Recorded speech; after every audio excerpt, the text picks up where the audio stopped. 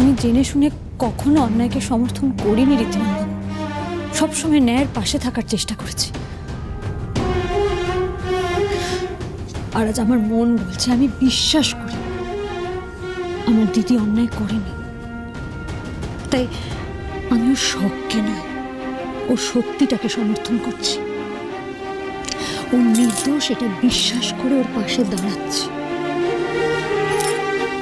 ব্যাস এইটুকু।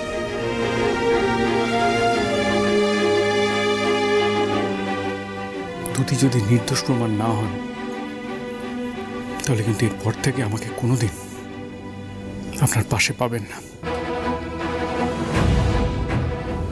বেশ, ভয় পেয়ে পিছিয়ে যাওয়ার মেয়ে কিন্তু খড়ির নয় রীতি। আমি কোনোদিনও অন্যায় মেনে নিইনি, আর আজও নেব না।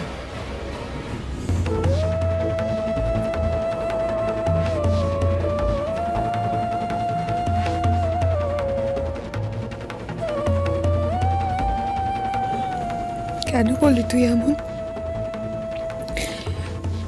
এতদিনের ভুল বোঝাবুঝি অবশেষে মিটে গেছিল তোদের মধ্যে, আর আজ আমার জন্য আবার তুই রীতির সাথে ঝামেলা করলি বোন? ছাড় না, স্বামী স্ত্রীর মধ্যে ওরকম মান অভিমান, ভুল বোঝাবুঝি হয়েই থাকে। উনি যেদিন তো সত্যিটা জানতে পারবেন, আমার বিশ্বাস উনি সবাইকে ছেড়ে আমাদের পাশে এসে দাঁড়াবে।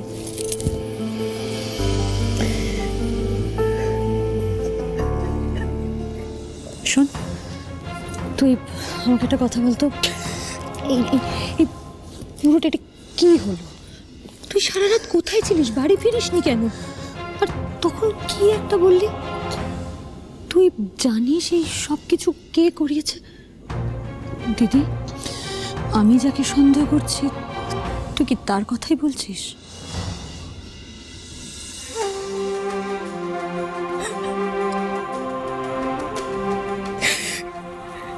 রাহুল,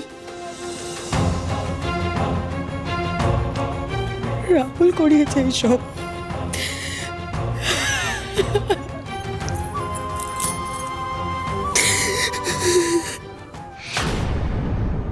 তুই বুঝতে পারছিস এটা কত বড় ভিক্টরি আমাদের জন্য?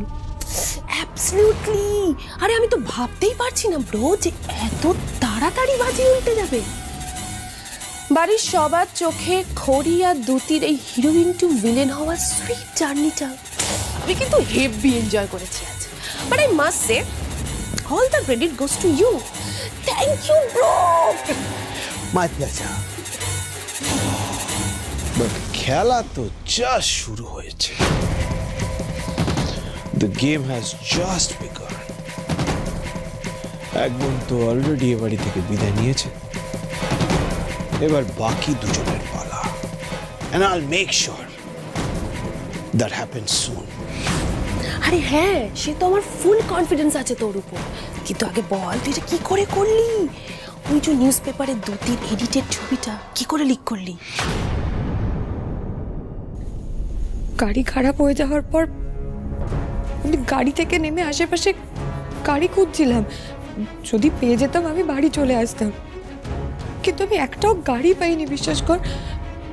তখন ড্রাইভার দাদা বললো গাড়িটাও ঠিক হয়ে যাবে, তাড়াতাড়ি গাড়িতে গিয়ে ওয়েট করতে। আমি তাই করলাম।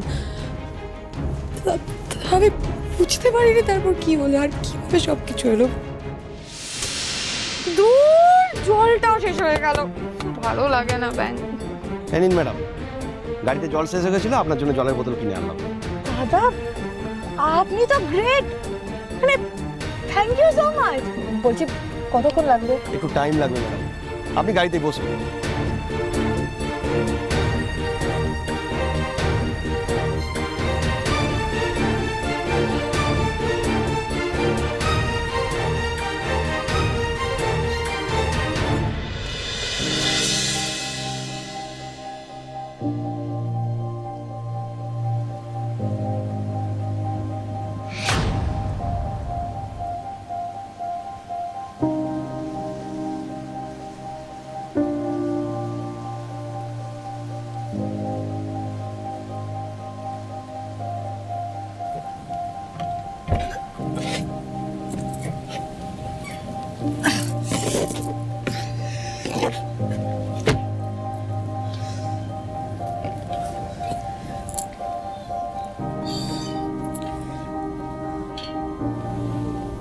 বাড়ি চলে এলাম।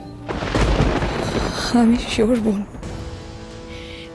এই সব কিছু রাহুলই করিয়েছে। কারণ ও চায় না আমি কাজ করি, নিজের পায়ে দাঁড়াই, নিজের আইডেন্টিটি তৈরি করি। আর এই বিষয় নিয়ে ও আমাকে আগে থ্রেটও করেছিল, বলেছিল আমার কাজ বন্ধ করিয়ে দেবে, বাড়ি থেকে বেরোনো পর্যন্ত বন্ধ করিয়ে দেবে। আর দেখ তাই হলো। ও শুধু আমার নয়, এই বাড়ির প্রত্যেকের ক্ষতি করতে চায়। ও আরো বড় করে ষড়যন্ত্র করছে, আর সবচেয়ে বেশি ক্ষতি ও তোর করতে চায়। তার প্রুফ আমি পেয়েছি, আমি নিজের চোখে সবটা দেখেছি আর শুনেছি। কি প্রুফ পেয়েছিস তুই? করি এই বেইমানিটা করেছে জানলে এবারের একটা লোক ওকে ক্ষমা করবে না। বোন, ট্রাস্ট মি, আমি সত্যি কথা বলছি। আমি নিজের চোখে সবটা দেখেছি। তুই দত্ত জুয়েলার্স জয়েন করবি এটা রাহুল আর কিয়ারা আগে থেকে জানতো, ইভেন পেপারে নিউজটা বেরোনোর আগে থেকে। মানে সেটা কিভাবে সম্ভব? আমি সেটা জানি না, কিন্তু আমি এইটুকু বুঝতে পারছি যে ওরা চায় বোনের মতো আমি আর তুই যেন এই বাড়ি থেকে চলে যাই। কারণ তুই আর আমি যদি এই বাড়িতে থাকি, ওরা যতবার কিছু প্ল্যান করে আমরা প্রত্যেকবার ধরে ফেলি। ওরা সেই জন্যই আমাকে আর তোকে এই বাড়ি থেকে বের করে দিতে চায়। আমি শিওর অ্যাবাউট ইট, 100% শিওর। এই কথাগুলো আমাকে আগে বলিসনি কেন? মূর্খ, আমি আবার রাহুলকে ট্রাস্ট করে ফেলেছিলাম। ভেবেছিলাম এবার হয়তো ও শুধরে যাবে, কিন্তু না। আজ বাড়ি ভর্তি লোকের সামনে যেভাবে বাবাকে হিউমিলিয়েট করলো, আমার স্বপ্নগুলোকে যেভাবে ভেঙে কুড়িয়ে চুরমার করে দিল, আমি একটা কথা খুব ভালো করে বুঝতে পেরেছি রে বোন, ও কাল সাপ, কোনোদিন শুধরানোর নয়।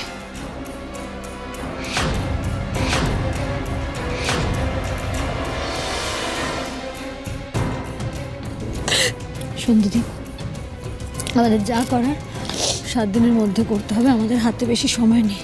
এই 7 দিনের মধ্যে সমস্ত কিছু খুঁজে বের করতে হবে। 7 দিনের মধ্যে কেন? কি হবে তারপর? 7 দিন পর কুণাল আর অয়নার বিয়ে। কি বলছিসটা কি তুই? এটা কি করে পসিবল? বোন আর কুণালে তো ডিভোর্সও হয়নি। হচ্ছে, এখন অনেক কিছু হচ্ছে এই বাড়িতে যেটা আমাদের ধারণার বাইরে। তবে তোকে আমি কথা দিচ্ছি দিদি, আমি জানি না আমি কি করব, কিন্তু 7 দিনের মধ্যে আমাদের সবকিছু পাল্টে ফেলতে হবে। যে বা যারা আমাদের পরিবারের ক্ষতি করার চেষ্টা করছে তাদের সবার মুখোশ টেনে ছিঁড়ে খুলে ফেলে দিতে হবে। কি করে? 7 দিনের মধ্যে আমরা রাহুলের এগেনস্টে কিভাবে প্রুফ জোগাড় করব? জানি না আমি, কিন্তু একটা কথা আছে না, অপরাধী যতই চালাক হোক, যত বড় ধুরন্ধরই হোক, ঠিক একটা না একটা সূত্র ছেড়ে যায়। আর রাহুল এই যে কাজটা করলো, এটাই ওর সবচেয়ে বড় বোকামি। এবার ওকে ধরা খুব সহজ হয়ে যাবে। এবার ওরাও বুঝবে ভট্টাচার্য বাড়ির মেয়েদের সম্মান নিয়ে ছিনিমিনি খেললে তার পরিণাম কতটা ভয়ঙ্কর হতে পারে।